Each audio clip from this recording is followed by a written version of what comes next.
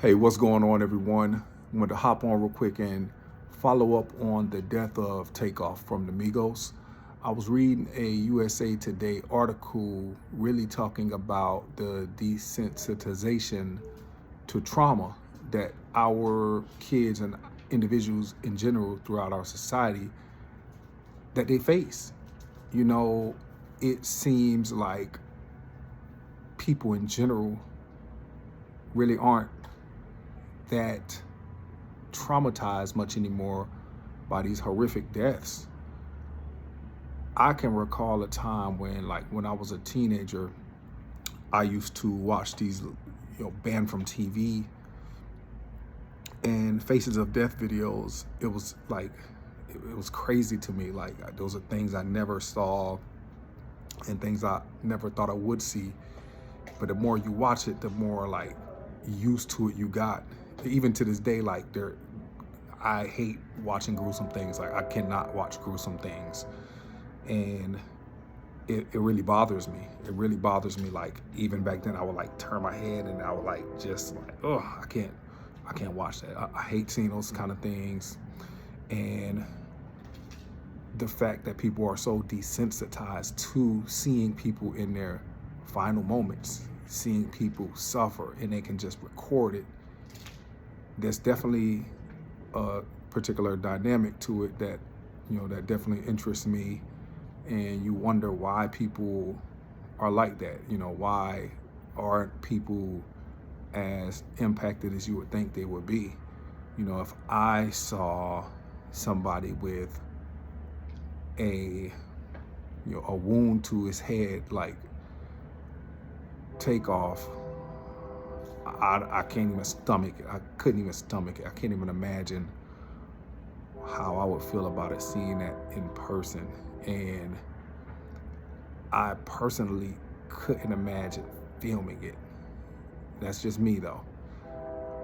It also brings up an interesting dynamic. I remember being a school administrator for a long time, and there were a lot of occasions where we would receive information about a fight. We receive information about an assault or whatever else it may have been.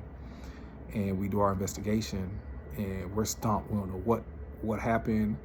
Then we get a video, an anonymous video, or just a kid to come down to the office to show us a video, and come to find out things weren't anything like we thought they were.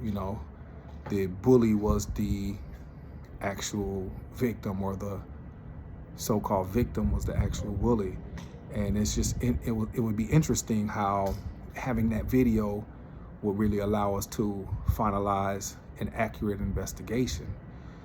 And I remember we used to chastise kids a long time ago, like, if you're videoing fights, you're gonna get the same consequences as the people fighting. Like, I remember telling kids that, and then once we found out, like, these kids who are videoing the actual fights, videoing an anticipated assault that actually did turn out to be an assault, they sometimes ended up being the heroes, because without their video evidence, we would have no idea what really truly occurred. Now, obviously we preach anti-bullying, we preach for people to report things ahead of time to prevent any fight or any assault, but those things aren't always possible, right? So if you have a situation where a kid and another kid are about to fight, and then kids see that, they can anticipate it, they know better than us,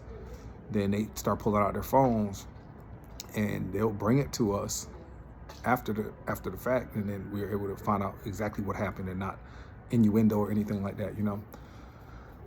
And I've also seen, how many videos out there where there's a death, there's violence, and the only way the case has been solved is by video from either the perpetrator or video from a bystander.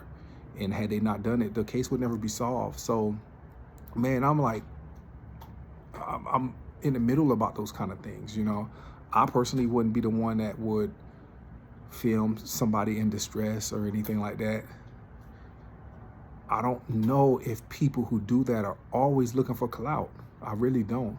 and maybe a lot of time they're not looking for clout, but you know, when you post those things online and you post those things on TMZ and all that kind of stuff, to me, and you're selling it to TMZ, that's where it crosses the line. That's, to me, that's disgusting, you know. Now, if you're doing it only because you plan on turning it in as evidence to solve a case, yeah, I mean, if you can stomach whatever you're looking at and doing it, and then you turn it in and you're not making anything off of it and you're not posting it on websites, you know, then, you know, I'm not going to say I necessarily give you a pass, but without your evidence, without you doing what you did, then there was not a good chance that the case would have been solved, or it was less of a chance that the case would have been solved. So I don't know, man. I'm still contemplating, or I'm still, you know, really thinking about what makes people do those kind of things. And it's just very complex. It's very complex. In one sense, obviously people have been desensitized to trauma. They've been desensitized to violence. And in the other sense, without the, you know, desensitization, then you wouldn't have people who are willing to film such gruesome things, and in turn providing the evidence that helps the family of the victims receive justice. So it's a catch-22, I think, right? So tell me what you think. Tell me what you think in the comments below. I would love to hear your feedback. Once again, rest in peace to Takeoff.